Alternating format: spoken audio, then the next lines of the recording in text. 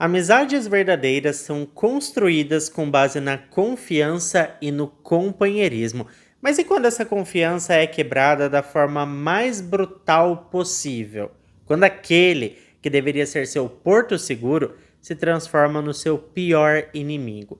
Você já vai entender de tudo isso que eu tô falando, mas antes, se você tá chegando por aqui agora e ainda não é inscrito no canal, eu já te convido a se inscrever no canal e ativar o sininho para não perder as notificações. Porque assim, todas as vezes que eu publicar um vídeo novo, o YouTube te avisa e você corre aqui para assistir comigo. Eu te convido também a me seguir nas redes sociais, porque por lá eu tô sempre interagindo com vocês e mostrando o meu dia a dia. Vou pedir também logo no começo do vídeo para você deixar o seu like, que ajuda muito na divulgação aqui do canal.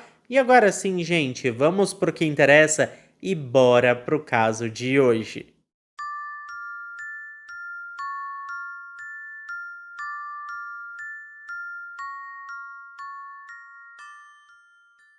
Brandon Reisner e Aaron Davis eram inseparáveis desde a oitava série. Eles compartilhavam segredos, sonhos e cresceram lado a lado. O Aaron era carismático e extrovertido, iluminava qualquer ambiente. Já o Brandon era mais introspectivo, mas leal àqueles que considerava parte da sua vida. Na adolescência, os dois se tornaram praticamente irmãos. A escola era o cenário de incontáveis risadas, conversas sobre o futuro e planos que pareciam inabaláveis. O Aaron era sempre o mais falante, fazendo amigos com bastante facilidade. O Brandon, por outro lado, mantinha um perfil mais reservado, mas ao lado do Aaron ele se sentia mais à vontade, como se a presença do seu amigo lhe desse bastante segurança. Eles passavam horas jogando videogame juntos, debatendo sobre filmes e até escrevendo pequenas histórias, criando um universo que só os dois entendiam. Eles eram confidentes, não importava o problema, um sempre estava lá para o outro. E com o tempo, essa confiança apenas se fortaleceu, sustentada por cada experiência e desafio que eles enfrentaram juntos. Um dos hobbies do Brandon era escrever músicas e gravá-las. Ele postava esse conteúdo no seu canal do YouTube. Aparentemente, ele tinha o sonho de no futuro se tornar um cantor ou participar de uma boy band ou algo do tipo. E o Aaron sempre apoiou o sonho do amigo, tecendo comentários muito bom sobre os seus trabalhos e sempre elogiando a desenvoltura do amigo na escrita das suas músicas e também na execução delas. Agora, uma coisa que chamou a atenção de muita gente é que após o crime, que vocês vão entender daqui a pouco, surgiram alguns boatos de que o Brandon poderia ter sentimentos românticos pelo Aaron, sentimentos que ele nunca teve coragem de confessar. Algumas pessoas próximas chegaram a comentar que em diversas ocasiões o Brandon demonstrava um certo ciúmes das namoradas do Aaron com um comportamento bem possessivo, que na época, gente, passou despercebido, mas logo depois de tudo acontecer, as pessoas pararam para pensar e fazia muito sentido. Tanto que, quando o Aaron começou um novo relacionamento, o Brandon agiu de maneira muito estranha, o que alimentou as especulações sobre um possível amor platônico. E por falar nesse relacionamento, o Aaron estava namorando uma garota chamada Charlie Girl Challenger, que ele conheceu em um acampamento na igreja no final de maio de 2022. Durante esse evento, os dois se aproximaram, trocaram o primeiro beijo sob, assim, um céu estrelado, sabe? Era uma noite bonita, foi algo bem romântico e a conexão entre os dois foi imediata e em pouco tempo o relacionamento se tornou intenso e evoluiu. O Aaron demonstrava o seu amor pela Charlie Girl de todas as formas. Ele escrevia cartas apaixonadas e fazia planos para o futuro ao lado dela. Eles se falavam constantemente e era assim um relacionamento bem bonito, sabe? O Aaron, pessoal, tinha se formado na BYU em Idaho em julho de 2022 e logo depois ele conseguiu um estágio em um escritório de advocacia na Carolina do Norte. O seu grande objetivo era se tornar professor, e para isso ele realizou o teste GACE, na manhã de 11 de novembro de 2022. Essa data, pessoal, deveria ser apenas mais um passo rumo à sua carreira acadêmica e profissional, mas acabou marcando um momento muito mais sombrio da sua vida. Após terminar a prova, o Aaron sentiu um misto de alívio e entusiasmo.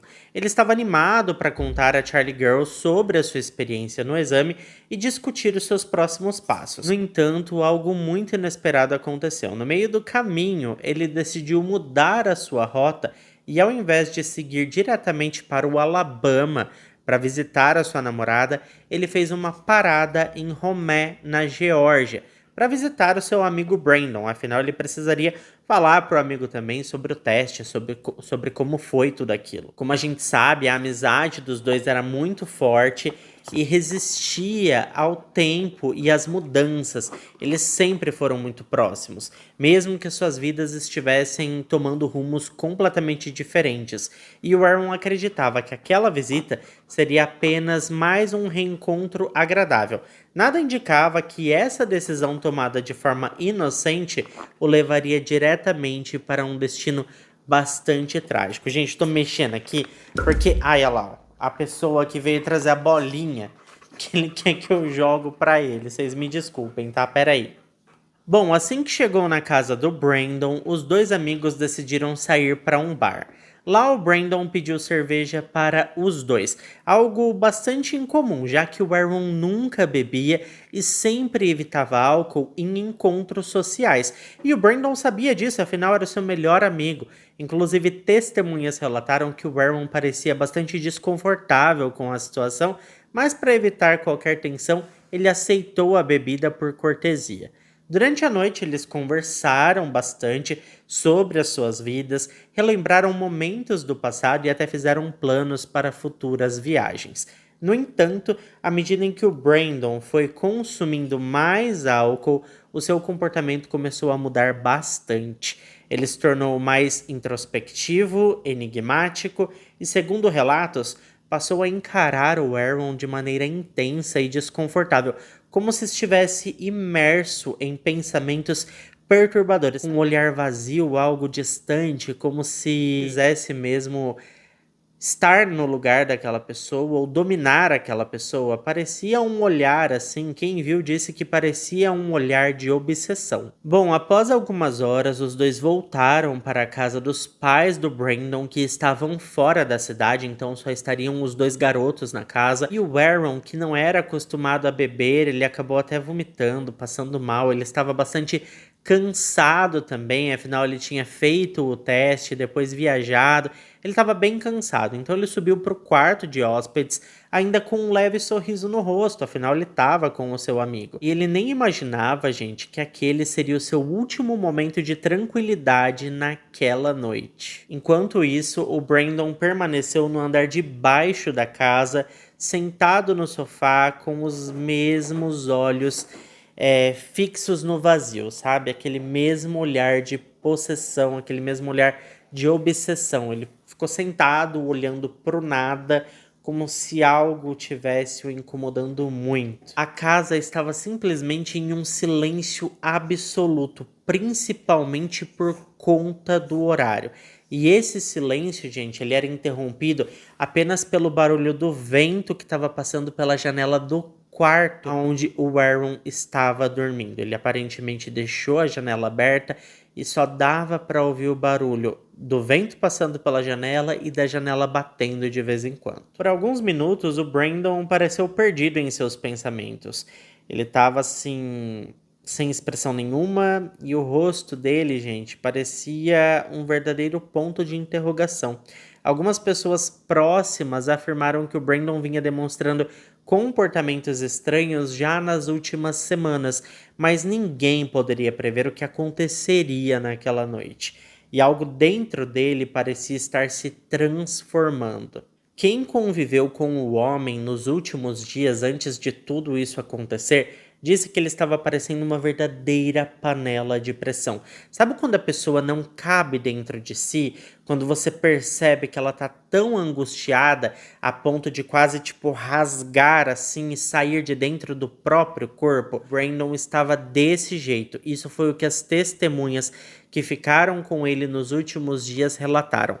Algo estava incomodando muito ele, ninguém sabe o real motivo do porquê ele estava tão incomodado, se ele estava ansioso por algo em sua vida, se ele estava ansioso por algo na vida de alguém que ele gostava muito, como por exemplo, o Aaron ia se casar. A namorada dele, a Charlie Girl, disse que eles se casariam em breve. Então talvez o Brandon estivesse nervoso com o casamento do seu amigo. Até porque, se realmente acontecesse esse casamento, ele certamente seria convidado para ser padrinho. Então, talvez tudo isso tivesse deixando aquele cara um pouco nervoso. Mas, embora as pessoas tenham relatado que perceberam esse comportamento diferente no Brandon, ninguém fez nada e ninguém imaginou que isso pudesse se tornar basicamente uma bomba relógio e que ele iria explodir.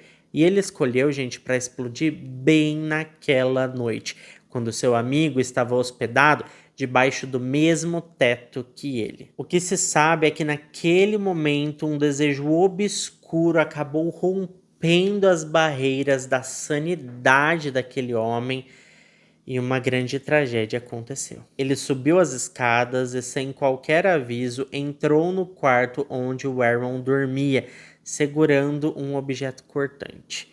O silêncio da casa, gente, foi rasgado por golpes repetidos. 40 golpes no total. Que eu nem preciso dizer para vocês, né, que acabaram ali com o Aaron. Ele foi atingido por esses 40 golpes. Vocês têm noção? Aquele quarto foi basicamente transformado em um filme de terror, em um cenário, né, de filme de terror slasher. Havia líquido vermelho voando por todos os lados.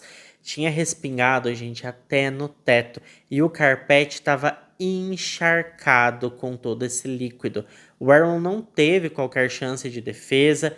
O seu corpo tremia por conta do choque e ele não teve tempo para reagir, sabe? A sua respiração se tornou basicamente um murmúrio e ele foi sufocado de dor até que finalmente se cansou e partiu dessa para melhor. Mas mesmo assim, após consumar o ataque, o Brandon não parou. Como se estivesse possuído por uma força obscura, ele arrastou o corpo do amigo pelo chão, deixando um rastro de líquido vermelho que manchava cada superfície por onde passava. E no banheiro, em um ato que ia além de uma simples explosão de raiva, ele tentou separar em partes tudo aquilo, sabe? Os cortes eram precisos, gente, frios e quase que cirúrgicos. Um dos detalhes mais macabros do crime veio com a revelação da perícia, porque parte do intestino delgado da vítima chegou a ser removido. E esse detalhe era muito importante, porque ele basicamente indicava que o ataque não tinha sido impulsivo, porque o impulso ele acaba rápido, mas aquilo foi algo muito mais profundo e perturbador, um desejo obscuro que finalmente se manifestou naquela noite fatídica. A investigação revelou que após o crime, o Brandon realizou mais de 20 buscas na internet sobre como remover sangue de carpete, se o Walmart vendia fita adesiva e como eliminar manchas. Além disso, ele pesquisou sobre decomposição de corpos e formas de se livrar de evidências forenses. Durante esse período, ele manteve uma postura assustadoramente fria e bem metódica, enquanto ele assistia a filmes de terror e séries ali sobre investigação criminal. Ele não demonstrava, gente, qualquer vestígio de arrependimento do que tinha feito. No entanto, a sua tentativa de ocultar o crime foi bem desajeitada, tá? Ele foi até o Walmart e comprou lençóis novos, produtos de limpeza e fita adesiva, tentando eliminar os vestígios ali de tudo que ele tinha cometido naquele quarto. Algumas testemunhas que o viram na loja relataram que ele parecia agitado, olhando constantemente ao redor, como se estivesse paranoico ou sendo perseguido. Após tentar limpar a cena, o Brandon ele embrulhou ali, né, o que sobrou do Aaron e dirigiu até o hospital para tratar alguns cortes nas suas mãos, que possivelmente tinham sido causados pelo próprio ataque. No momento que ele fazia aquilo, acabou machucando as próprias mãos e ele teve ali a consciência ainda de ir até um hospital para tratar esses ferimentos. E aqui a gente percebe, né, que ele estava mais preocupado com o seu bem-estar do que com qualquer outra coisa. E eu tenho certeza que para ele ter ido até o hospital para resolver essa questão aí dos cortes na mão, com certeza ele tinha muita segurança de que não seria pego pelo que fez. Bom, gente, foi relatado pela equipe médica que a sua frieza ao interagir com os médicos era assustadora. Ele não demonstrava sinais de nervosismo e nem qualquer indicativo de que havia acabado de cometer um crime daquela magnitude. Ele acreditava que estava apagando os seus rastros, que ele se veria livre de tudo isso, mas na verdade cada passo que ele dava apenas o afundava ainda mais em toda aquela bagunça. O Brandon deixou rastros que logo seriam descobertos pela polícia, levando à sua prisão e posteriormente à sua condenação. Vocês já vão entender do que eu tô falando, então vamos seguir aqui a história. Na noite seguinte, estava bem escuro e ele aproveitou isso para manipular o corpo da vítima novamente. Ele meticulosamente dobrou ali o Aaron e o colocou dentro de uma mala, como se estivesse cumprindo uma tarefa fria e calculada. Com uma calma assustadora, ele arrastou a mala até o porta-malas do carro da própria vítima e dirigiu por quilômetros até uma área remota e desolada. Lá ele cavou uma cova rasa e cada movimento do homem parecia premeditado, mas ao mesmo tempo carregado de um desespero latente. O que dava um pouco de segurança para ele é que ele estava fazendo tudo isso na escuridão da noite. Ele achava que por conta, né, de ser um horário onde as pessoas costumam estar em casa e não na rua, um horário onde está tudo muito escuro, é difícil você ver as pessoas na escuridão, isso ajudaria ele a se livrar de tudo que ele tinha feito e de não ser pego. Bom, depois de cobrir o corpo do Aaron com terra, o Brandon se livrou do carro, abandonando o veículo atrás de um dique em um parque, meio que caído assim, dentro de uma espécie de córrego. O silêncio da madrugada, gente, parecia assim amplificado. Cada som ecoava como um lembrete da gravidade do que ele havia feito, sabe? Parece que bombas sonoras assim bombeavam os ouvidos dele e ele escutava vozes sobre tudo o que ele tinha feito. Eu tô dizendo isso porque mais tarde ele falou isso, tá?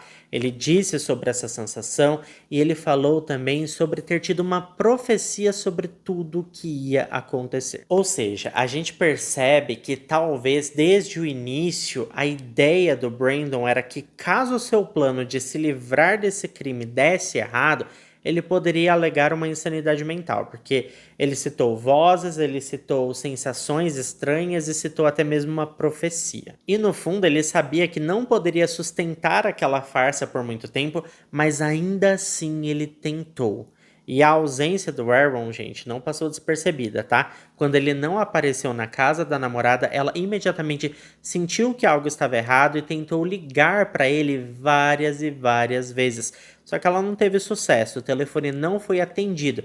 Então ela ficou apavorada e com uma sensação sufocante de angústia, ela resolveu entrar em contato com o Brandon, porque ela sabia que os dois estavam juntos. E quando ela falou com o Brandon, ele sem hesitar inventou uma desculpa frágil, dizendo que o Aaron havia saído para buscar um videogame e logo estaria de volta. Mas a Charlie Girl, gente, ela tinha uma espécie de conexão com o Aaron. Eles eram um casal muito conectados, sabe?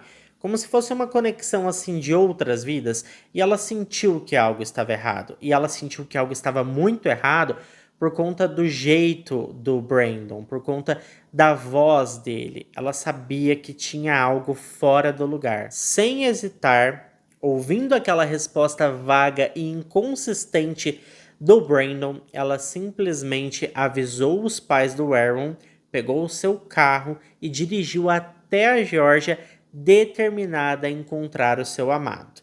Todo mundo estava alarmado com o desaparecimento do homem e a família do Aaron acionou a polícia.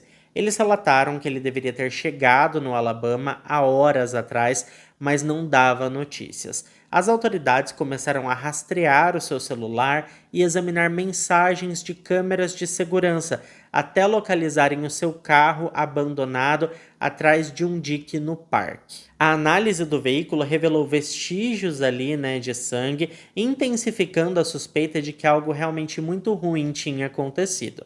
Rapidamente, algumas buscas foram iniciadas na área e logo os policiais encontraram uma cova rasa em um local afastado e de difícil acesso.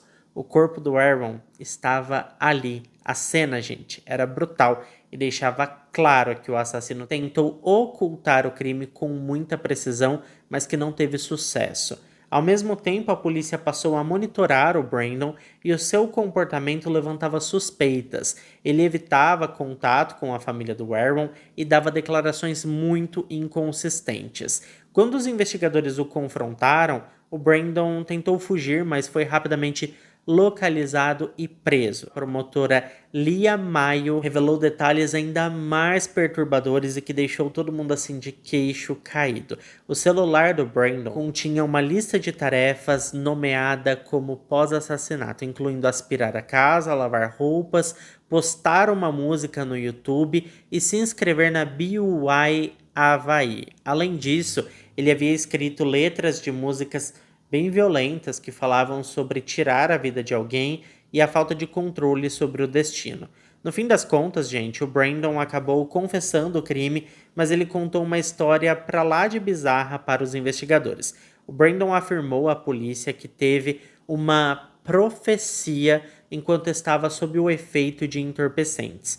Ele acreditava que Deus o havia instruído a escolher entre tirar a vida do seu melhor amigo ou ter relações com a sua madrasta. Em sua mente distorcida, ele optou por tirar a vida do amigo, por considerá-lo um ato menos egoísta e um ato que ele conseguisse lidar de forma melhor no futuro. Ele disse que no momento do crime sentiu uma emoção pela primeira vez em muito tempo. O seu relato era tão perturbador quanto o próprio crime. As suas palavras não só indicavam um estado mental profundamente abalado, mas também levantavam questões inquietantes sobre até que ponto a sua mente já estava consumida pelo delírio antes do crime. A namorada do Aaron, devastada, relembrou o momento em que soube da morte do namorado, enquanto o procurava no frio sem respostas e recebeu a pior notícia da sua vida. Ela nunca teve a chance de se despedir, nunca pôde segurar a sua mão uma última vez. Seu desespero, gente, se transformou em uma dor profunda e irreparável. E ela não teve condições, gente, nem de ver o namorado por uma última vez pelo estado que ele se encontrava, sabe? A situação era bem complicada mesmo. Os pais do Aaron também falaram no tribunal, expressando a sua angústia e incredulidade diante da tragédia. O pai do Aaron revelou que o Brandon era visto como um segundo filho, alguém que fazia parte da família. Ele nunca poderia imaginar que algo tão horrível aconteceria.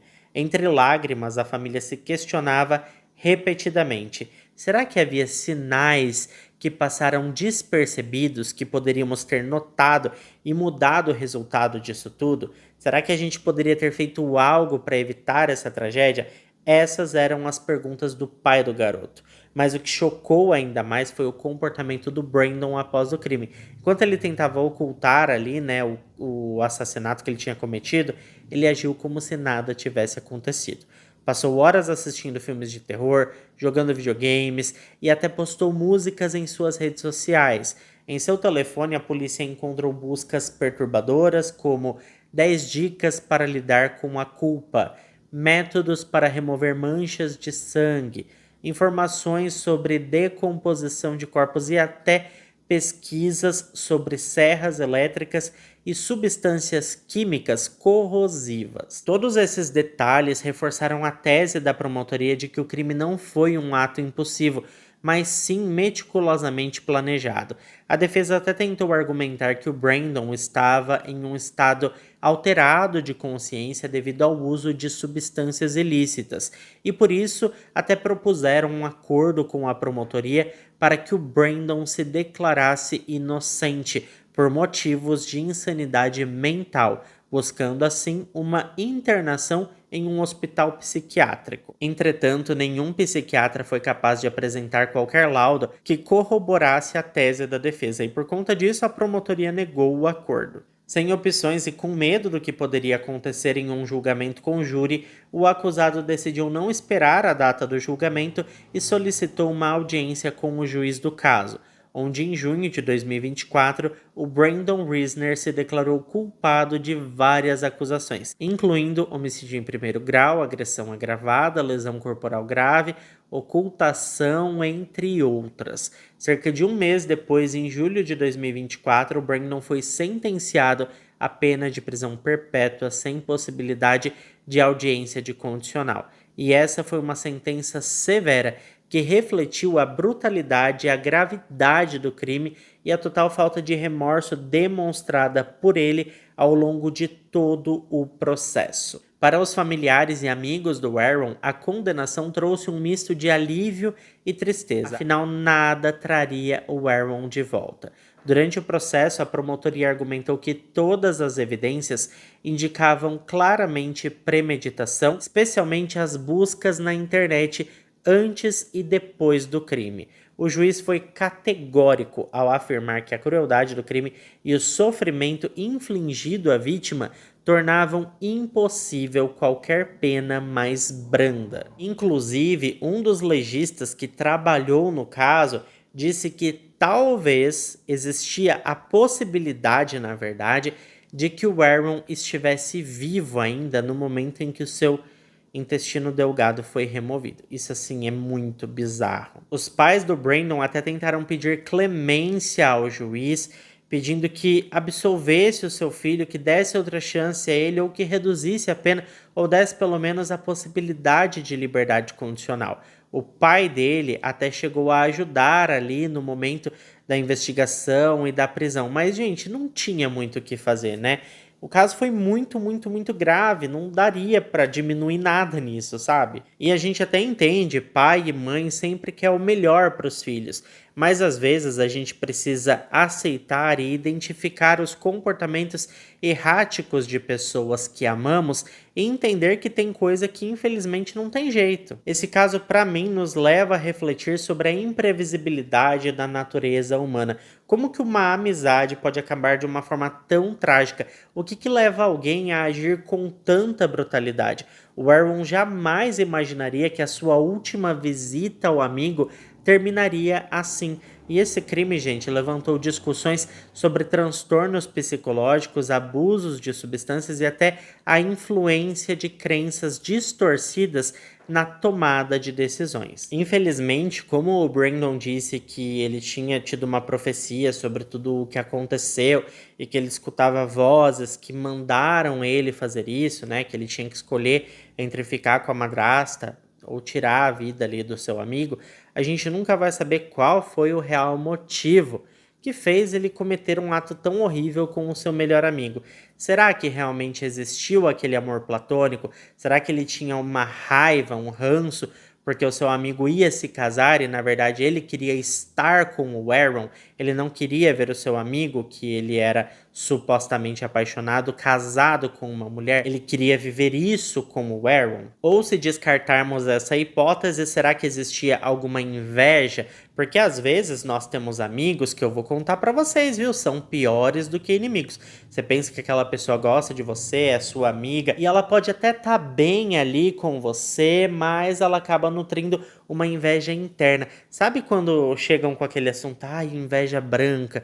Então, tomem cuidado com isso, porque a gente nunca sabe quando essa inveja branca pode se tornar algo pior. O que eu quero saber mesmo é o que você acha desse caso, né? Será que o Brandon agiu por impulso ou foi friamente planejado tudo o que ele fez? Você acredita que o álcool e os entorpecentes foram fatores determinantes ou que algo já estava errado antes daquela noite?